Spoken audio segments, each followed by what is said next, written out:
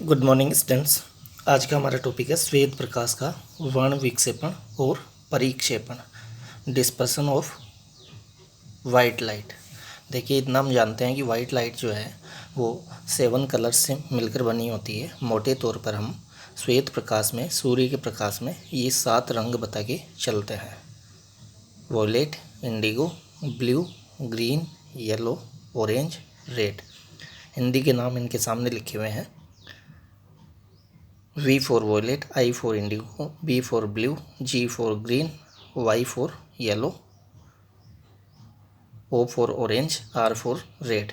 तो शॉर्ट में हम याद रखें तो इसको VIBGYOR, विबग्योर, विबग्योर, VIBGYOR। इसी तरीके से हम इन 7 कलर्स को, इन 7 वर्णों को, इन 7 रंगों को याद रखते हैं।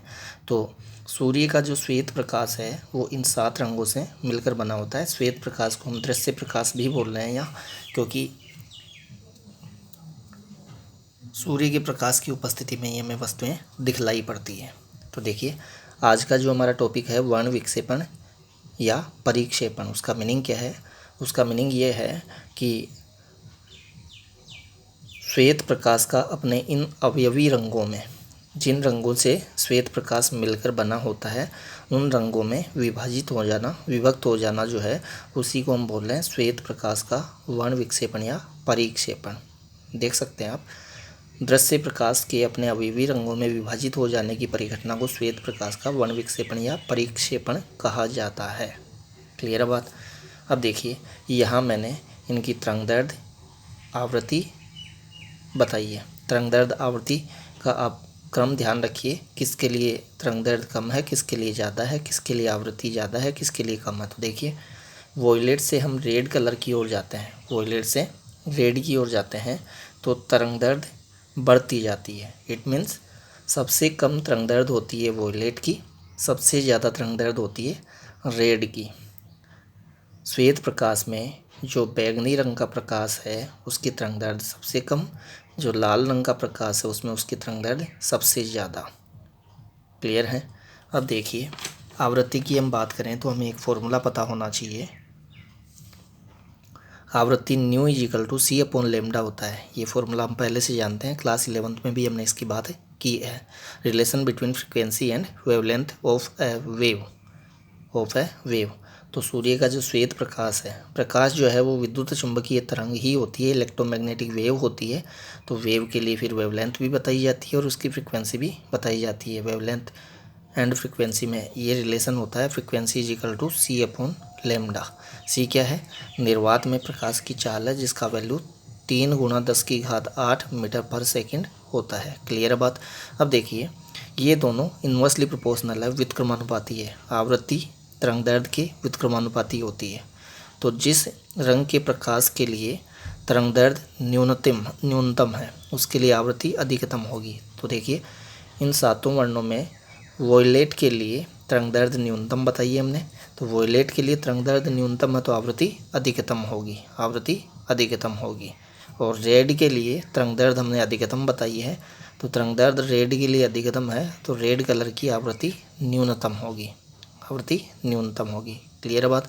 तो यहाँ मैंने बता भी रखा है, देखिए कि जैसे जैसे हम वॉयलेट से रेड की ओर जाएंगे वैसे वैसे आवृत्ति डिक्रीज होती जाएगी। इट मीन्स सबसे कम आवृत्ति है रेड के लिए, सबसे ज़्यादा आवृत्ति है वॉयलेट के लिए। तरंगदैर्घ्य की बात करें तो सबसे कम तरंगदैर्घ्य है वॉयलेट के लिए, सबसे ज़्यादा तरंगदैर्घ्य है रेड के लिए। क्लियर बात? देखिए, दोनों व्युत्क्रमानुपाती है। एक जब लेमडा जब इंक्रीज होती है तो आवृत्ति डिक्रीज होती है। क्लियर बात? वो इसी फॉर्मूले से मैंने बताई है। अभी ये जो अपवर्तनांक वाली बात बताई है हमने, इसकी अभी हम बात करेंगे इस फॉर्मूले से। इस फॉर्मूले को हम बोलते हैं कॉची रिलेशन, कॉची संबंध सूत्र। किसके मध्य संबंध सूत्र है ये? किसी माध्यम या किसी पदार्थ के अपवर्तनांक एवं प्रकाश की तरंगदैर्घ्य के मध्य। जो प्रकाश उस माध्यम के अंदर से पास होगा उसकी तरंगदैर्घ्य है ये, उसकी तरंगदैर्घ्य है ये लेमडा। क्लियर बात? और जिस माध्यम के अंदर से, जिस पदार्थ के अंदर से वो प्रकाश पास हो रहा है, गुजर रहा है, उस पदार्थ की, उस माध्यम के लिए अपवर्तनांक है ये म्यू। ये म्यू है, ये न्यू था। न्यू आवृत्ति, म्यू अपवर्तनांक, पदार्थ का अपवर्तनांक। जैसे अभी इस टॉपिक में हम प्रिज्म के पदार्थ के अपवर्तनांक की बात करेंगे, क्योंकि हम प्रिज्म द्वारा श्वेत प्रकाश के वर्ण विक्षेपण की बात करेंगे हमारे इस टॉपिक में। प्रिज्म पर जब सूर्य के श्वेत प्रकाश को आपतित किया जाता है तो निर्गत प्रकाश जो है उसमें हमें 7 वर्ण दिखलाई पड़ते हैं। ये 7 वर्णों का स्पेक्ट्रम दिखाई पड़ता है। अभी हम बात करेंगे उसकी। क्लियर बात। अब देखिए, किसी माध्यम के अपवर्तनांक की उस माध्यम के अंदर से पास होने वाले प्रकाश की तरंगदैर्घ्य पर निर्भरता इस सूत्र से बताई जाती है। इसको हम बोलते हैं कॉची रिलेशन। देखिए यहाँ से आप देख सकते हैं कि लैम्डा ज़्यादा होने पर म्यू कम होगा। इसका मीनिंग ये हुआ कि श्वेत प्रकाश में ये जो 7 रंग बता के चलते हैं, इन 7 रंगों की तरंगदैर्घ्य अलग अलग होती है। अभी हमने कहा कि सबसे कम तरंगदैर्घ्य है वोयलेट के लिए, फिर वोयलेट से आप इंडिगो की तरफ वोयलेट से आप रेड की तरफ जाएंगे तो तरंगदैर्घ्य बढ़ती जाएगी। इट मीन्स इन 7 कलर्स की वेवलेंथ जो है, तरंगदैर्घ्य जो है वो अलग अलग होती है। और ये फॉर्मूला फिर हमें बोलता है कि अलग अलग तरंगदैर्घ्य वाले प्रकाश के लिए किसी माध्यम का अपवर्तनांक अलग अलग होता है। और वर्ण विक्षेपण का कारण यही है। वर्ण विक्षेपण हम किसको बोल रहे हैं? श्वेत प्रकाश के अपने अवयवी रंगों में विभाजित हो जाने की जो परिघटना है। डायग्राम में आपको दिखा देता हूँ। क्लास 10 तक की साइंस में आप देख के भी आए हैं इस डायग्राम को। ये कोई श्वेत प्रकाश किरण है, श्वेत प्रकाश है। इस श्वेत प्रकाश को जब हमने कांच के इस प्रिज्म पर आपतित किया तो कांच के प्रिज्म से जो प्रकाश बाहर निकलेगा उसमें हमने आपतित 1 प्रकाश किरण बता रखी है, जबकि निर्गत में 7 बता रखी है। इट मीन्स हमें श्वेत प्रकाश का स्पेक्ट्रम प्राप्त होगा। इन 7 वर्णों के समूह को हम बोल रहे हैं श्वेत प्रकाश का स्पेक्ट्रम, VIBGYOR। इस डायग्राम में आप देख सकते हैं कि रेड कलर का विचलन सबसे कम हुआ है इसकी मूल दिशा के सापेक्ष। ये श्वेत प्रकाश किरण की मूल दिशा है। अगर ये प्रिज्म नहीं होता इसके पाथ में तो ये सीधी निकल जाती हूँ, तो ये इसकी मूल दिशा होगी, इसके संचरण की मूल दिशा।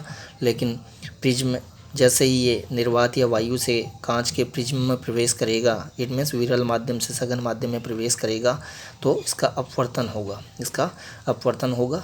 और अपवर्तन के क्षण ही ये 7 वर्णों में टूट जाएगा। कैसे टूट जाएगा अभी हम बात करेंगे।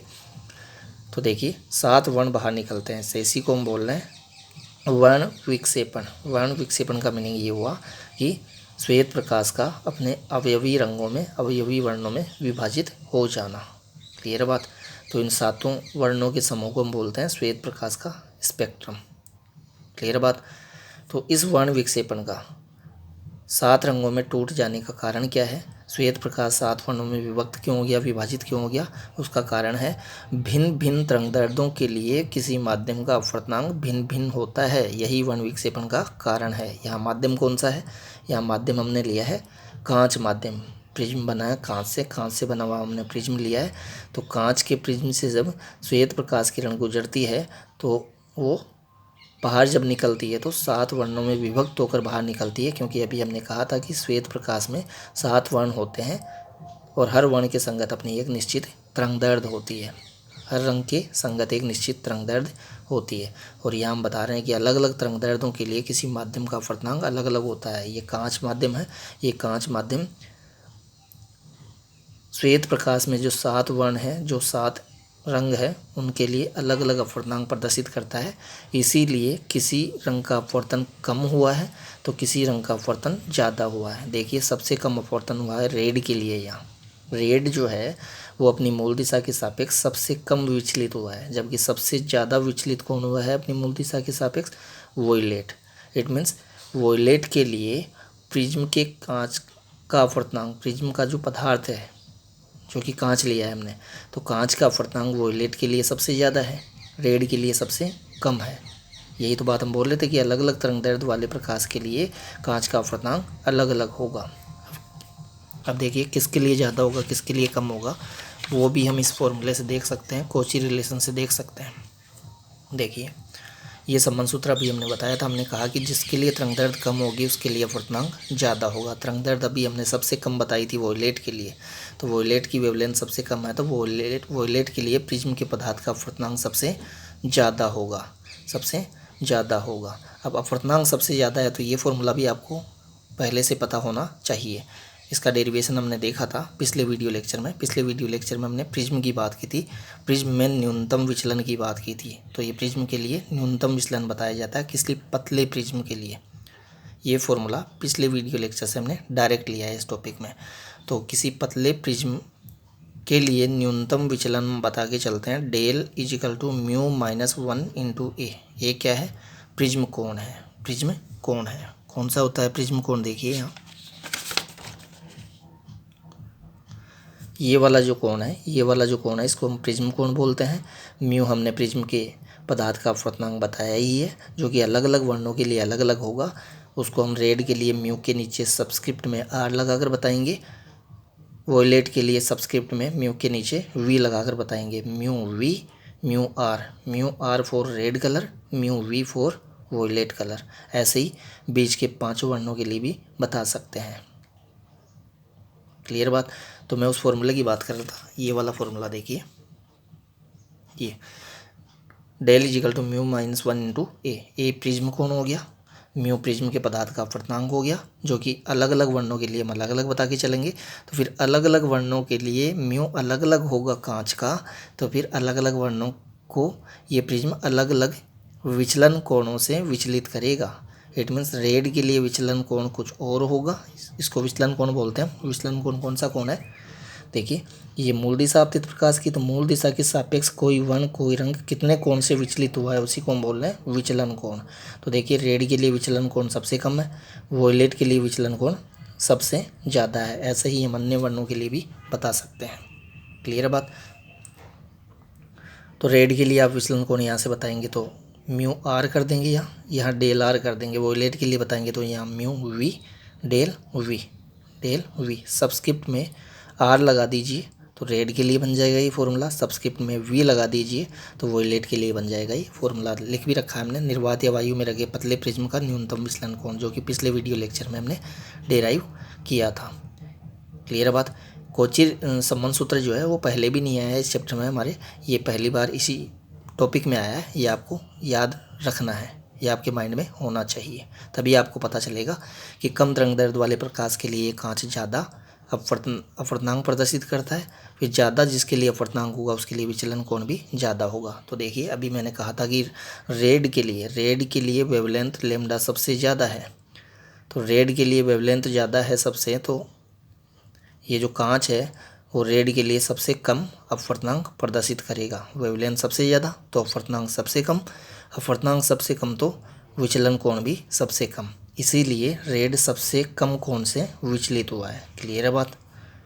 वॉयलेट की बात करें तो अभी पिछले पेज पे वॉयलेट के लिए मैंने वेवलेंथ सबसे कम बताई है, तो सबसे कम वेवलेंथ है बैगनी के लिए, तो बैगनी के लिए प्रिज्म के पदार्थ का अपवर्तनांक सबसे ज़्यादा होगा, क्योंकि बैगनी के लिए तरंग दैर्ध्य सबसे कम तो प्रिज्म के पदार्थ का अपवर्तनांक सबसे ज़्यादा।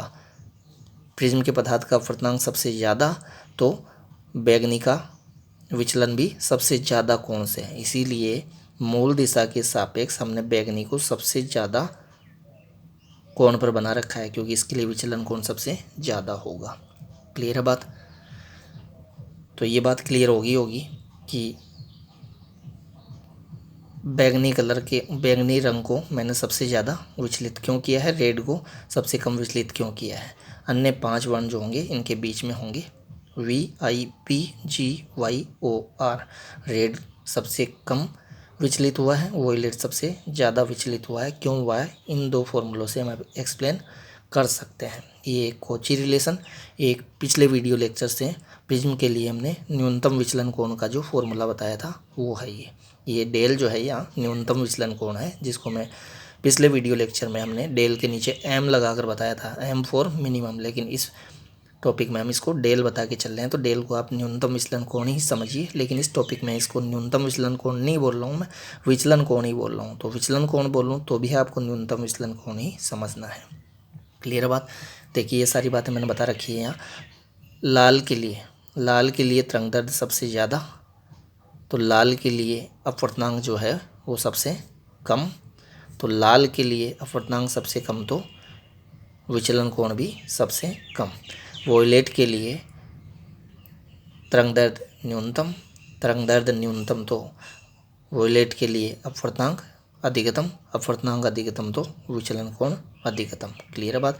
इसी बेस पे इस डायग्राम में हमने कणों के विचलन को प्रदर्शित किया है, वर्णों के विचलन को प्रदर्शित किया है। सबसे ज़्यादा विचलित हुआ है बैंगनी वर्ण, सबसे कम विचलित हुआ है रेड वर्ण। क्लियर है बात। अब यहाँ से देखिए आप, यहाँ ये 7 रंगों में कैसे टूटे थे। ये निर्वात या वायु में संचित होते हुए आ रही है। निर्वात या वायु जो है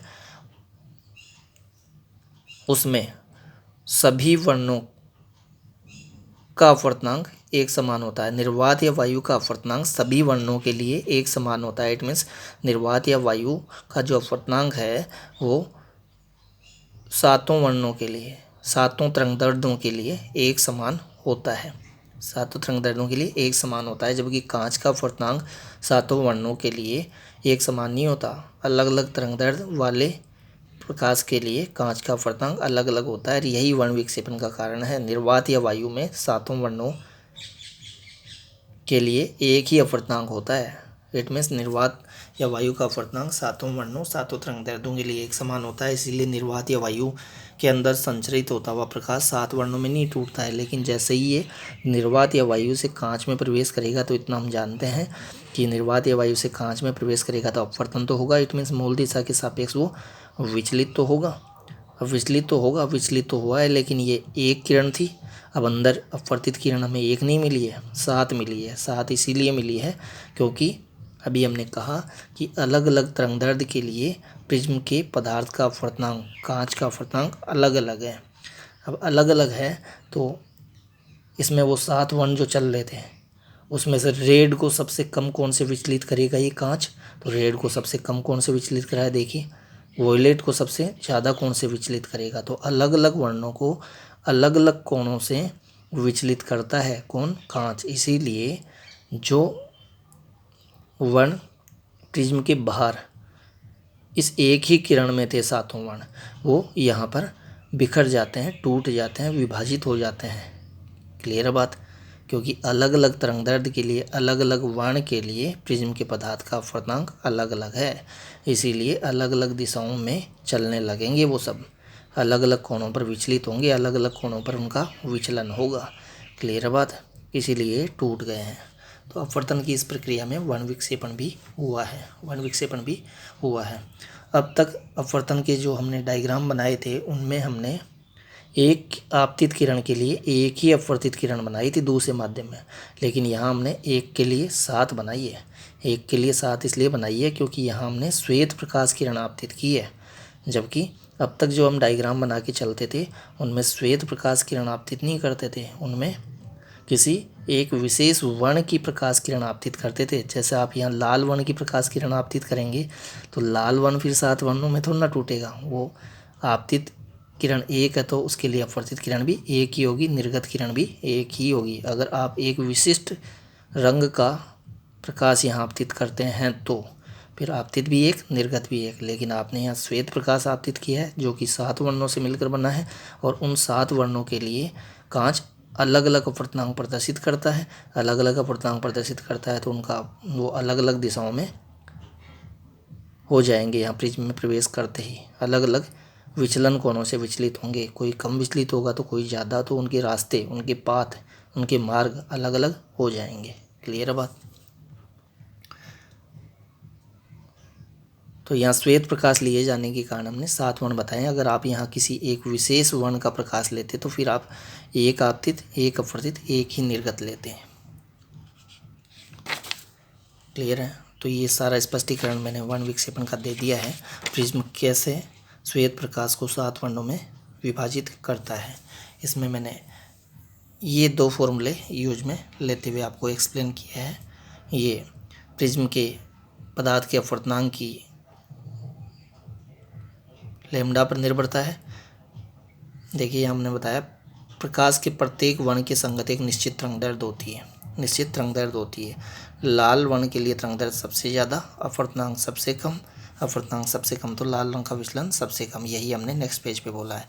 बैंगनी वर्ण के लिए तरंग दैर्ध्य सबसे कम तो उसके लिए अपवर्तनांक सबसे ज़्यादा, अपवर्तनांक सबसे ज़्यादा तो उसका विचलन भी सबसे ज़्यादा, इसीलिए सबसे ज़्यादा विचलित हुई है कौन? बैंगनी।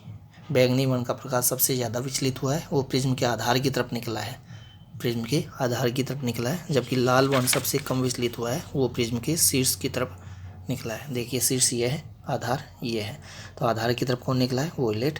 शीर्ष की तरफ कौन निकला है? रेड। शीर्ष की तरफ निकलने का मतलब ये नहीं है कि शीर्ष से निकला है, मैं इधर से देख के बता रहा हूँ कि वोयलेट आधार की तरफ निकला है, शीर्ष की तरफ निकला है रेड। इट मीन्स ऊपर की तरफ निकला है रेड, नीचे की तरफ निकला है वोयलेट। सबसे ज़्यादा विचलन कौन है? वोयलेट के लिए। सबसे कम विचलन कौन है? रेड के लिए। अन्य 5 वर्णों के लिए विचलन कौन? आप देख सकते हैं, जैसे वो ऑरेंज के लिए मैं बताऊँ तो यहाँ से यहाँ, येलो के लिए मैं बताऊँ तो यहाँ से यहाँ, सबके लिए विचलन कौन देख सकते हैं। विचलन कोण को हम डेल से डिनोट कर रहे हैं यहाँ। क्लियर है? तो यही स्पष्टीकरण लिखा हुआ है, आप वीडियो को पॉज करके रीड कर सकते हैं। अब देखिए, यहाँ हमने परिक्षेपी एवं अपरिक्षेपी माध्यम की बात की है। अभी मैं बोल रहा था कि निर्वात या वायु जो है उसमें श्वेत प्रकाश के सभी वर्ण, सभी रंग, सभी तरंगदैर्ध्य एक समान चाल से चलती है, एक समान चाल से चलती है। और निर्वात या वायु जो है वो श्वेत प्रकाश के 7 वर्णों के लिए एक ही अपवर्तनांक प्रदर्शित करता है, एक ही अपवर्तनांक प्रदर्शित करता है। इट मीन्स वो 7 रंगों को विभाजित नहीं करेगा। जब निर्वात या वायु के अंदर से श्वेत प्रकाश किरण संचरित होगी तो वो 7 वर्णों में विभक्त नहीं होगी। तो ऐसे माध्यम को हम बोलते हैं अपरिक्षेपी माध्यम, अपरिक्षेपी माध्यम। इसका उल्टा है कौन? परिक्षेपी माध्यम। जैसे कांच यहाँ परिक्षेपी माध्यम ही था क्योंकि इसने परिक्षेपण किया था। परिक्षेपण का मतलब वर्ण विक्षेपण उत्पन्न किया था इसने। इट मीन्स इसने श्वेत प्रकाश को इसके अवयवी वर्णों में, इसके अवयवी वर्ण कितने थे? 7 है। श्वेत प्रकाश को इसके अवयवी वर्णों में विभाजित कर दिया था। तो ऐसे माध्यम को, जो श्वेत प्रकाश को इसके अवयवी वर्णों में विभाजित कर दे, कौन सा माध्यम बोलते हैं हम? परिक्षेपी माध्यम, परिक्षेपी माध्यम। और ये परिक्षेपण या वर्ण विक्षेपण क्यों हुआ था? अभी हमने बताया था कि कोई माध्यम अलग अलग वर्णों के लिए, अलग अलग तरंगदैर्ध्यों के लिए अलग अलग अपवर्तनांक प्रदर्शित करता है। यही है वर्ण विक्षेपण या परिक्षेपण का कारण। तो जो माध्यम अलग अलग रंगों के लिए, अलग अलग वर्णों के लिए, अलग अलग तरंगदैर्ध्यों के लिए अलग अलग अपवर्तनांक प्रदर्शित करे, उसमें अलग अलग वर्णों की चाल भी अलग अलग होगी और ऐसा माध्यम परिक्षेपण उत्पन्न करेगा। ऐसा माध्यम श्वेत प्रकाश को उसके अवयवी वर्णों में विभाजित करेगा। तो ऐसे माध्यम को ही हम बोल रहे हैं परिक्षेपी माध्यम। परिक्षेपी माध्यम में मैंने क्या क्या बताया? परिक्षेपी माध्यम में सभी वर्णों के लिए अपवर्तनांक अलग अलग होगा, सभी वर्णों की चाल अलग अलग होगी और वो श्वेत प्रकाश को उसके अवयवी घटकों में, अवयवी वर्णों में विभक्त करेगा। तो वही बात हमने यहाँ लिख रखी है एग्जाम्पल में, जैसे हमने कांच बोल रखा है। क्लियर है बात?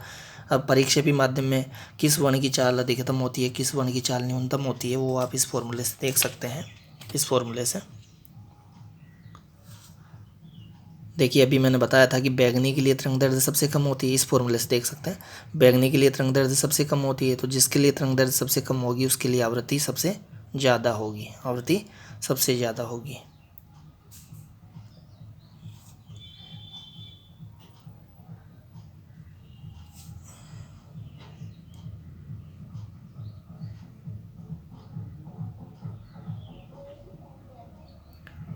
ये फॉर्मूला यहाँ गलत लिख दिया है हमने, यहाँ इसके प्लेस पे म्यू आएगा। ये फॉर्मूला पहली बार यूज में ले रहे हैं अपन। यहाँ पे देखिए म्यू आएगा। ये किसी माध्यम में, किसी प्रकाशिक माध्यम में प्रकाश की चाल का सूत्र है, प्रकाश की चाल का सूत्र है।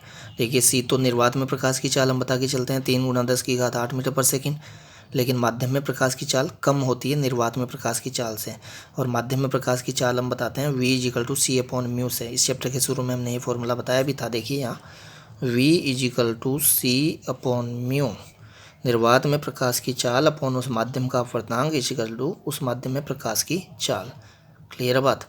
तो अभी हमने बताया था कि रेड के लिए, रेड के पहले मैं वॉयलेट के लिए बात कर लेता हूँ। वॉयलेट कलर के लिए लेमडा मिनिमम है, तो वो लेमडा मिनिमम है तो म्यू उसके लिए मैक्सिमम होगा, म्यू वॉयलेट के लिए मैक्सिमम होगा।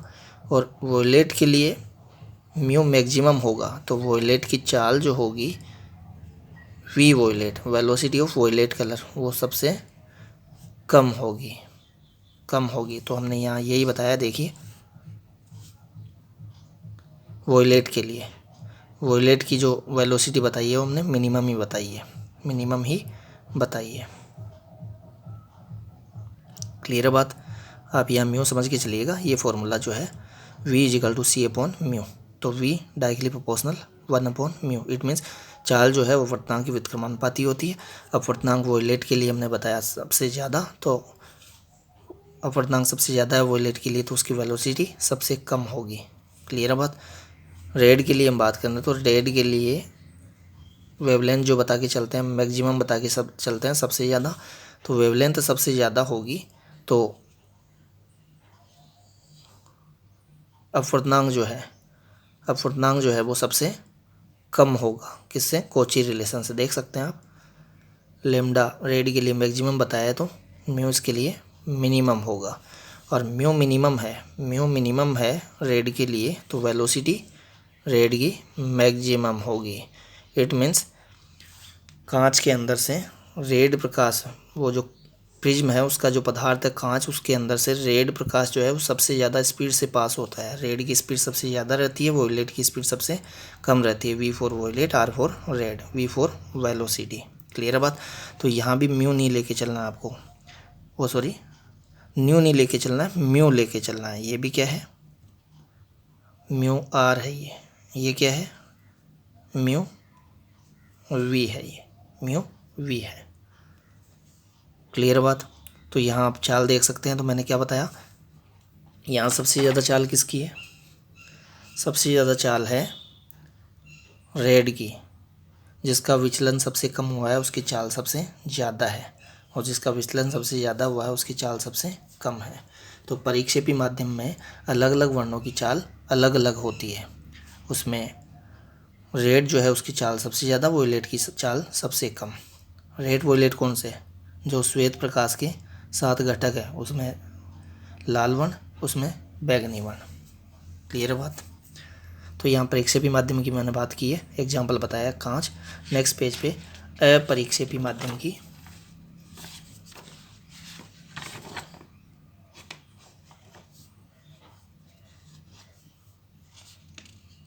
एक मिनट,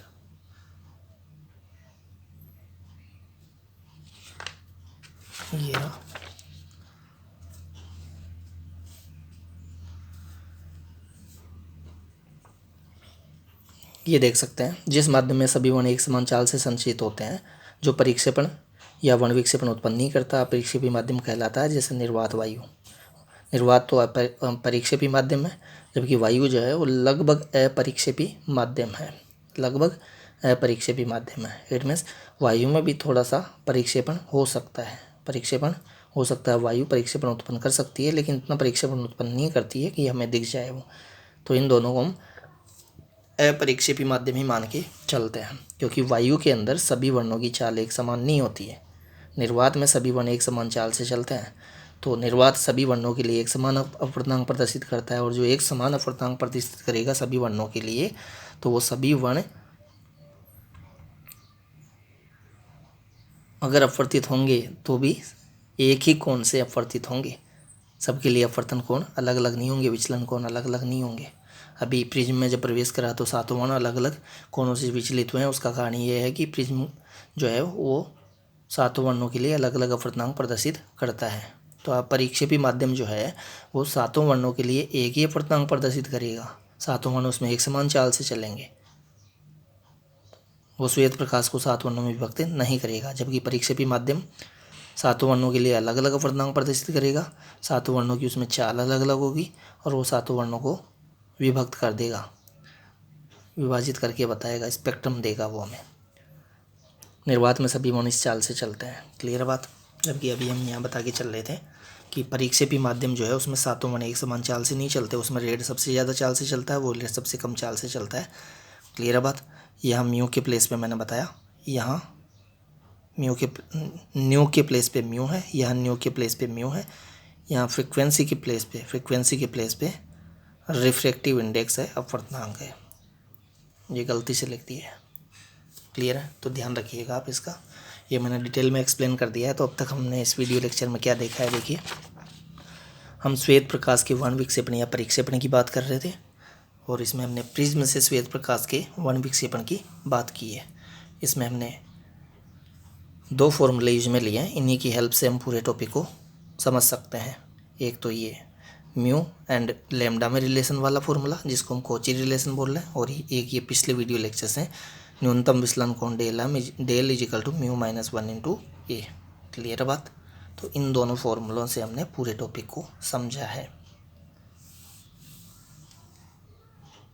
तो ये टॉपिक हमारा कंप्लीट होता है श्वेत प्रकाश का वर्ण विक्षेपण या परिक्षेपण। लास्ट में हमने परिक्षेपी एवं अपरिक्षेपी माध्यम की बात की है।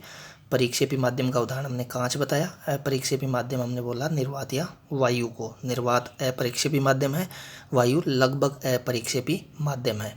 परिक्षेपी माध्यम में अलग अलग वर्ण अलग अलग चाल से चलते हैं। अपरिक्षेपी माध्यम में सभी वर्ण एक समान चाल से चलते हैं, जैसे निर्वात में सभी वर्ण एक समान चाल से चलते हैं, जबकि परिक्षेपी माध्यम कांच में सभी वर्ण एक समान चाल से नहीं चलते हैं। क्लियर बात। Thank you.